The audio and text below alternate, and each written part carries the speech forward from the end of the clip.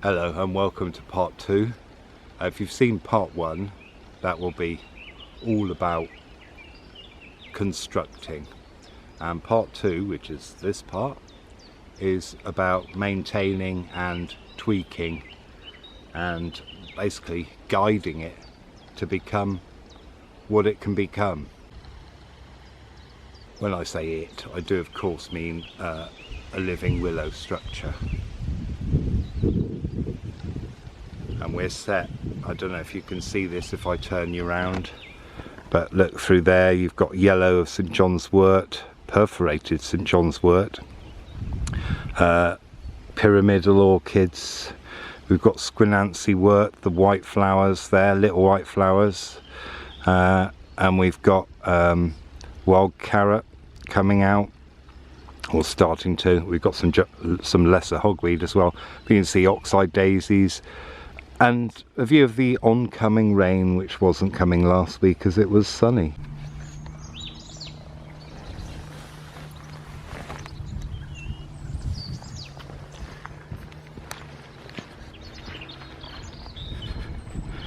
As you can see, we've had some bud break, and the furry buds have now turned to leaves. Now, just to fill you in, last time I was here I had to rebuild it because we had some awful winds, real extreme winds that are unusual, and it basically kind of destroyed everything, so I reshaped it.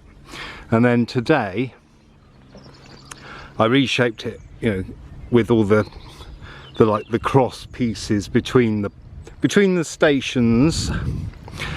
These pieces, I'm trying to shape the top in. What I've done is I've pulled the top in a bit more, and these have all gone loose, so I've taken them off, and it's not really affected anything, so I've taken them out.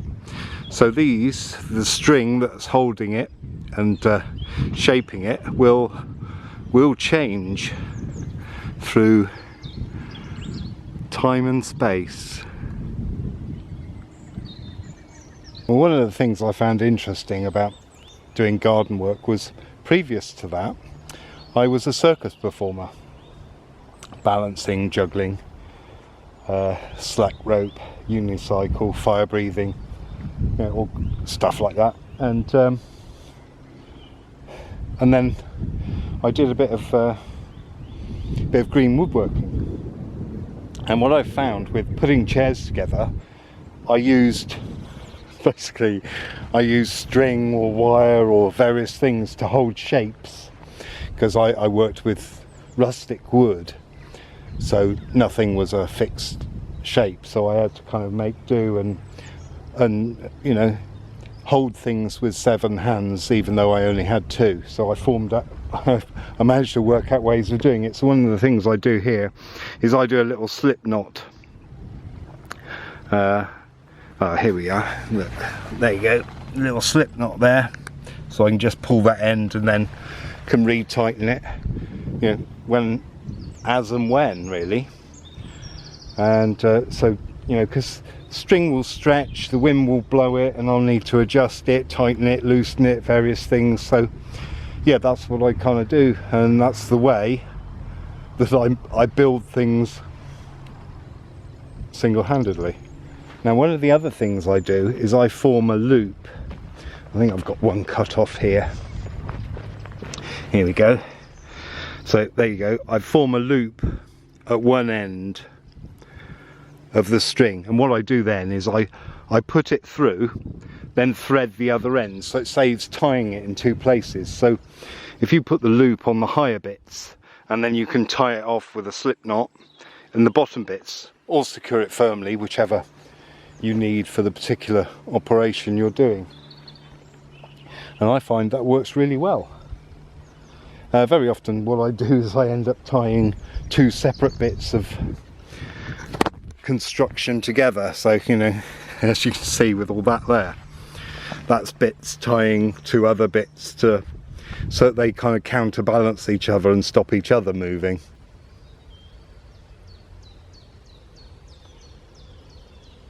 They're sprouting quite well, as you can see, right down here. They're starting to come up. This is obviously the south-eastern side, but we have got stuff coming on the northern side. You can see. This is a week since the last section of footage, and I've just done a watering, a weekly watering of loads. You know, it's better than just a bit at a time. And now I'm going to pour this bit in, this bit here, up there, because it's looking slightly out of place with the others, don't you think? It's starting to go upwards, so I want to move that across, so I'm going to do that next.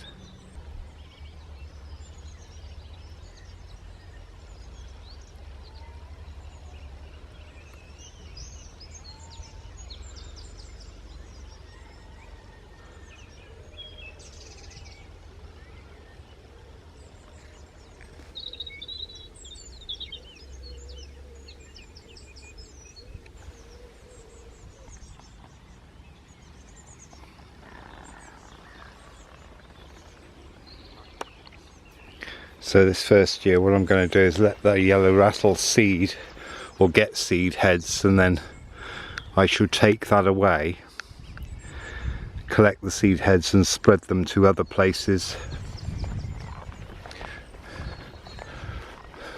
that are still grass.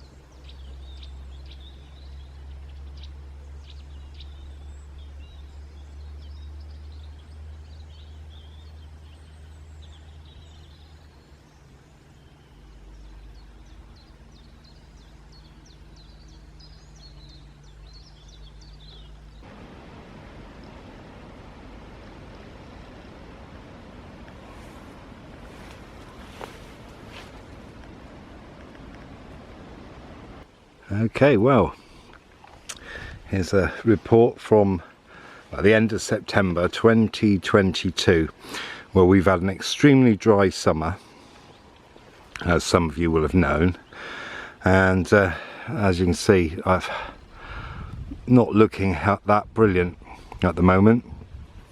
I've had problems keeping its shape because I got the too shorter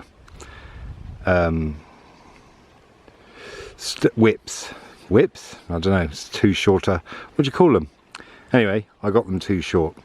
So, but also last year I had to leave a buffer zone of grass, and if you look here, to stop the deer munching. Then you see here they've chomped one, dead, that side, and there's another one on the other side dead as well. So I kept some grass there, but it means it's grown to grass rather than meadow flowers. As you can see, the buffer zone's here, and the meadow plants are down there. So this year I needed to cut it, so I'm using electric fence posts, and I've put wire up. I'm going to have to put something on there just to just to keep the deer from going out there. I mean, I know the muntjac can probably get under there, but whether it would want to or not, I don't know.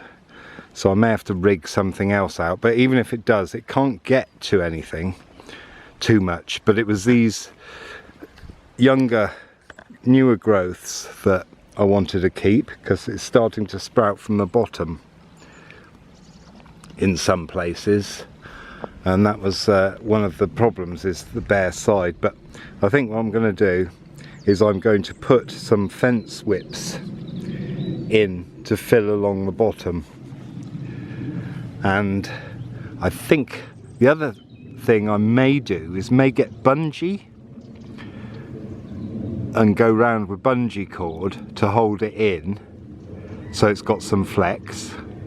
or maybe even clothesline,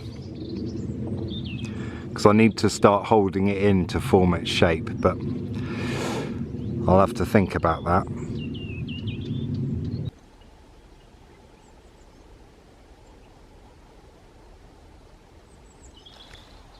January 2023 it is now, and it's been difficult. Nature, the weather has been a massive problem, along with deer and rabbits. So I've got this fence here. It's not electrified, it's just a barrier to keep the deer off. And because I can't get the angle, because I couldn't get them the length, I couldn't really get them the length that I don't think it would have worked that way either. So I've tied them in, anchored them with the string there, so I can adjust it. So I will move them in a bit more at some point, and then use that to bring them in. But also what I've had to do is I'm filling in the gaps, so I've got some little sets, and I put 7 in each gap. I know you may think, oh, they're too close together, but that's just what I'm trying. So let's see what the future brings with it. I mean, even if a couple survive in each one and produce stuff, I can weave that in. I must figure out how to close that or bring it across more. So the greater the lean, the more chance we can have side growth.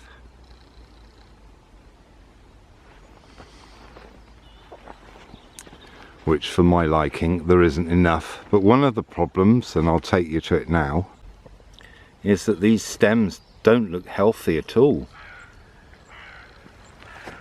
And look at the colour of these. Not looking healthy. And neither of these.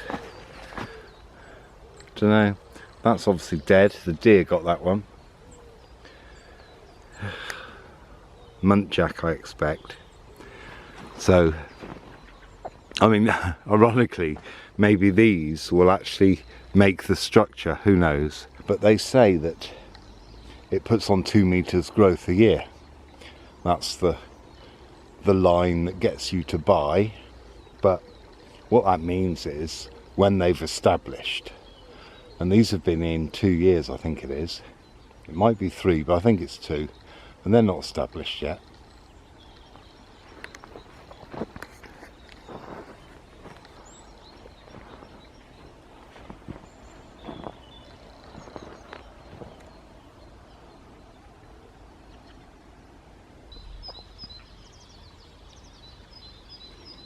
As you can see, it's another winter, or rather spring. And the woodpecker's going for it, can you hear him? But what I've done is turn it more into an onion dome by putting some washing up line and then attaching similar cords down as I did with the lower string, this one here. You can see there's, there you go, there's that one. It's so hard to do with one person and relatively short arms.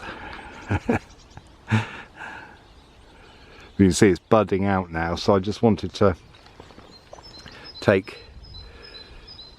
get the angle so that more may bud from lower down, because I can see in here, I don't know if you can see the one behind in the middle, that's got some buds showing like they want to break and come out, burst into life.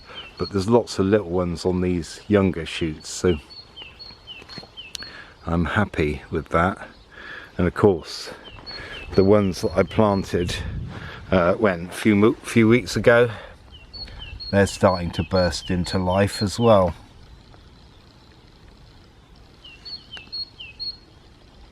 So I hope they manage to get growing before any rabbits decide to get munching.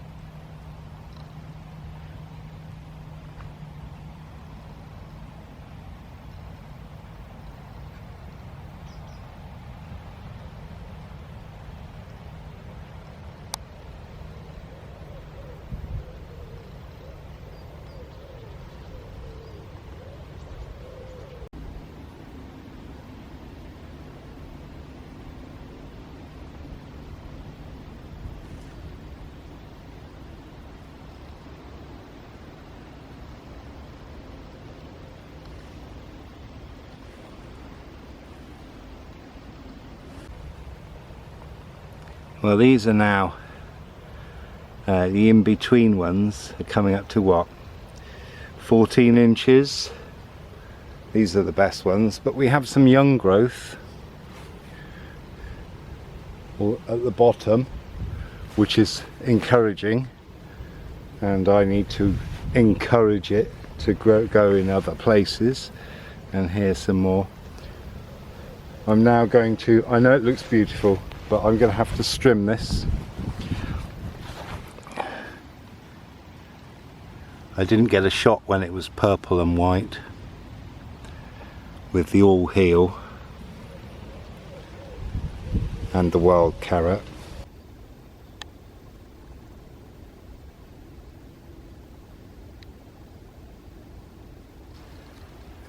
That's the amount that's come out, and I've cleared around just to give some of the in-between willows a bit more light. They're not doing too badly, actually. While I was there I was thinking, oh, this is awful, but yeah, it's okay. I'm going to give them a feed, an organic feed, and see where we get with that.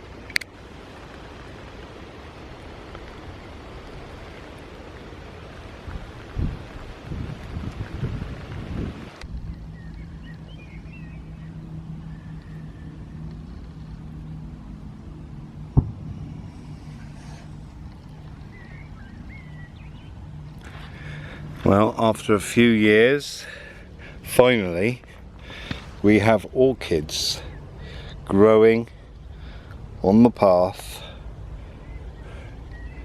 to the structure that I've just opened in the last few weeks. It's now open, and as you can see, there's a bench in there. We've also got some quite tall growth around the outside, around the edge, to fill in the gaps. And so the plan is that when they get, you know, enough height, I shall start to form them into some kind of shape. So if we have a look at what the view's like, there's the view.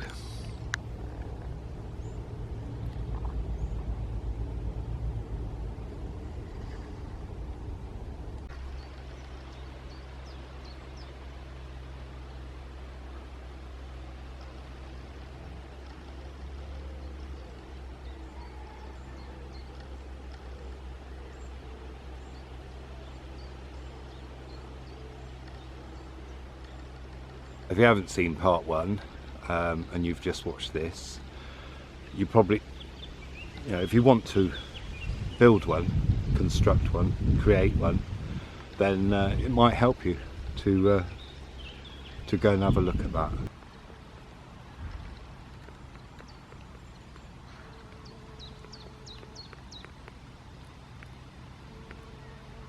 Thanks for watching. I hope that's helped and you've seen a willow structure being constructed and then made so it's able to be sat in.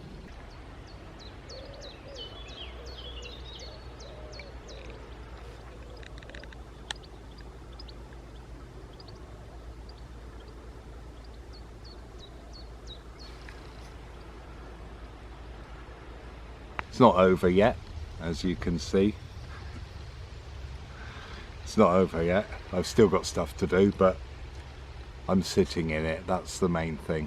So don't forget, like, subscribe, share, comment, check out the links below, sign up for something, healing walk, guided walk, healing session, you know, advice on what to do about planting woodlands or maintaining woodlands or meadows, anything like that. And because I can do it, here is the proof. There is the meadow. And I'll see you next time. Ta-ra.